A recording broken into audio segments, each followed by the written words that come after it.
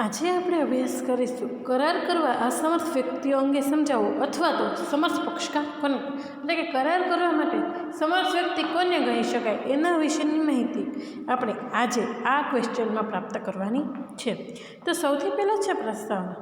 કાયદો એવું માને છે કે દરેક વ્યક્તિ કરાર કરવા સમર્થ છે, તેથી જો કોઈ વ્યક્તિ કરાર કરવાની અસમર્થતાને કારણે જવાબદારીમાંથી મુક્તિની માંગણી કરે છે તો તેણે અસમર્થતા સંપૂર્ણપણે સાબિત કરવી જોઈએ।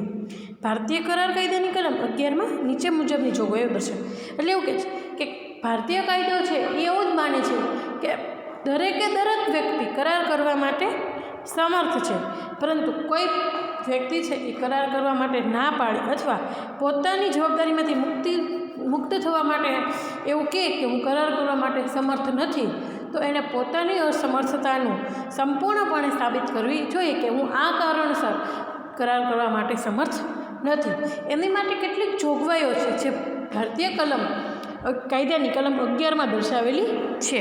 તો એમાં છે કલમ 11માં જે કોઈ વ્યક્તિ તેને સંબંધ કરતા કાયદા અન્વયે પુખ્ત વયની હોય અને જે સ્થિર મનની હોય તેને સંબંધ કરતા બીજા કોઈ કાયદા પ્રમાણે કરાર કરવા માટે તે ગેરલાયક ન હોય તે વ્યક્તિ કરાર કરવા માટે સમર્થ છે। એટલે એવું કહે છે કલમ 11માં એવું કહે છે કે કાયદાની દ્રષ્ટિએ જે વ્યક્તિ પુખ્ત વયની એટલે કે 18 વર્ષથી ઉપરની હોય અને જે સ્થિર મનની હોય એટલે કે અસ્થિર મગજ ધરાવતી ન હોય અને સંબંધ કરતાં જેની પાસે કાયદાની દ્રષ્ટિએ કરાર કરવાનો છે એની સામે જો એ ગેરલાયક ન હોય તો એ વ્યક્તિ કરાર કરવા માટે સમર્થ છે। એટલે કે કોઈ વ્યક્તિ નીચેની શરતોનું પાલન કરે તો તે વ્યક્તિ કરાર કરવા માટે સમર્થ છે। કે 3 શરતો છે, જો એ 3 શરતોનું પાલન કરતો હોય વ્યક્તિ તો એ વ્યક્તિ કરાર કરવા માટે સમર્થ ગણવામાં આવે છે। સૌથી પહેલું છે તે વ્યક્તિ પુખ્ત વયની છે, એટલે કે તે વ્યક્તિની ઉંમર 18 વર્ષ કે તેથી ઉપરની છે। પછીનું છે તે વ્યક્તિ સ્થિર મનવાળી છે, એટલે કે અસ્થિર મગજ ધરાવતી નથી। ત્રીજું, તે વ્યક્તિ બીજા કોઈ કાયદા દ્વારા કરાર માટે ગેરલાયક નથી, એટલે કે એ જે વ્યક્તિ છે એ બીજા કોઈ કાયદા દ્વારા કરાર કરવા માટે ગેરલાયક ઠરાવવામાં આવેલું નથી, એટલે કે અગાઉ એને કોઈ કાયદાનો કરાર કર્યો હોય અને સંપૂર્ણ ન કરે એવી રીતનું કોઈ માટે એને ગેરલાયક ગણવામાં આવેલો નથી। જો આ 3 શરતોનું વ્યક્તિ પાલન કરે તો એ કરાર કરવા માટે સમર્થ ગણવામાં આવેલી છે। આ જ કલમ બીજી રીતે કહીએ તો એમ કહી શકાય કે કરાર કરવા માટેની સમર્થતા 2 રીતે ઉદ્ભવે છે। હવે આ કલમમાં ઉપર જે 3 શરતો ધરાવી શેની છે તો કે સમર્થતાની, કે વ્યક્તિ આ 3 શરતો પાલન કરે તો કરાર કરવા માટે સમર્થ છે। એવી જ રીતે નીચે 2 શરતો દર્શાવી છે જે વ્યક્તિ અસમર્થ છે કરાર માટે તેવું દર્શાવી શકાય જો એનામાં આ 2 વસ્તુ રહેલી હોય તો। એમાં પહેલું છે માનસિક ઉણપને કારણે, એટલે કે પોતે માનસિક રીતે સ્થિર નથી, મેન્ટલી એનામાં કોઈ ખામી છે એના કારણે એ કરાર કરી શકે નહીં।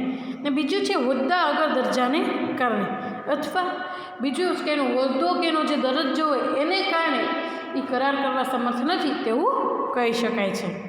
હવે છે સૌથી પહેલું માનસિક ઉણપને કારણે કરાર કરવા માટે અસમર્થ વ્યક્તિઓ, તેમાં કઈ વ્યક્તિઓનો સમાવેશ થાય તો સૌથી પહેલો એમાં સમાવેશ થાય છે સગીર, એટલે કે 1875ના ઇન્ડિયન મેજોરિટી એક્ટની કલમ 3 મુજબ ભારતમાં ડોમિસાઇલ ધરાવતી વ્યક્તિ 18 વર્ષની ઉંમર પૂરી કરે ત્યારે પુખ્ત વયની ગણાશે, પરંતુ કોઈ સગીર માટે ગાર્ડિયન એડ વોર્ડ એક્ટ અન્વયે વાલી નિયમો હોય ત્યારે સગીર 21 વર્ષની ઉંમર પૂરી કરે તે પુખ્ત વયનો થાય। ઇંગ્લિશ કાયદા પ્રમાણે સગીર 21 વર્ષની ઉંમર પૂરી કરે ત્યારે પુખ્ત વયનો વ્યક્તિ કહેવાય। એટલે કે આપણે સૌ જાણીએ છીએ કે ભારતમાં ડોમિસાઇલ ધરાવતી વ્યક્તિ 18 વર્ષની ઉંમર ધરાવે ત્યારે પુખ્ત વયનો થાય, એટલે કે સગીર નથી તેવું કહી શકાય, પરંતુ અત્યારે ઇંગ્લિશ કાયદા પ્રમાણે એવું છે કે 21 વર્ષનો વ્યક્તિ છે એ પુખ્ત વયનો વ્યક્તિ કહેવાય। બીજું છે મૂર્ખ માણસ, એટલે કે જે વ્યક્તિ મૂર્ખ હોય એ કરાર કરવા માટે સમર્થ નથી। પહેલું સગીર હોય વ્યક્તિ કરાર કરવા માટે સમર્થ નથી, બીજું મૂર્ખ વ્યક્તિ હોય સમર્થ નથી કરાર કરવા માટે, એટલે કે તેનામાં સામાજિક સમજ શક્તિનો અભાવ હોય, કુદરતી રીતે મૂર્ખ હોય। મૂર્ખ માણસમાં માનસિક ઉણપની સ્થિતિ કાયમ રહે છે, કોઈ વ્યક્તિ તેના નામ, ઉંમર અંગે જવાબ આપી શકે તો તે મૂર્ખ કહેવાય નહીં.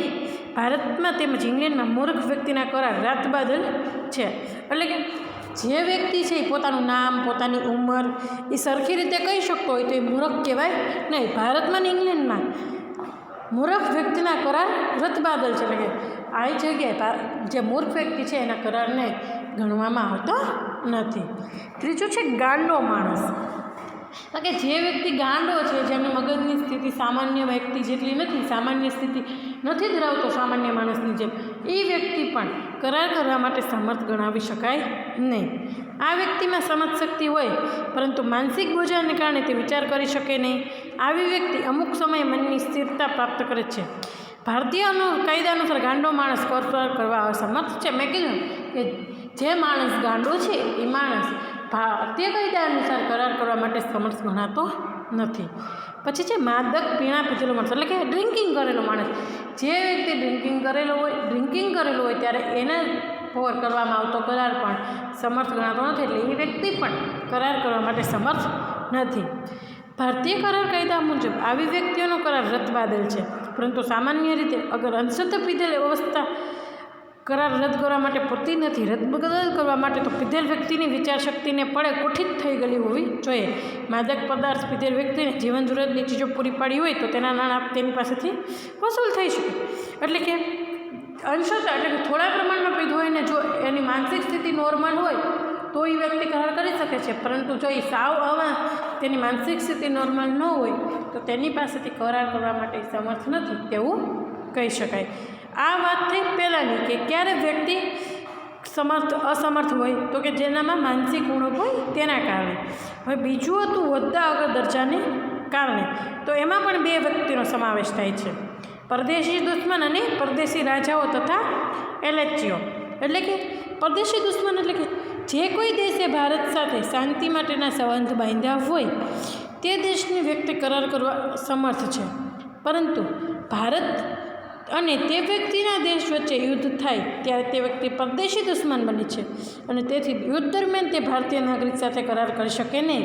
યુદ્ધ પહેલાં કરારનો અંત આવે છે.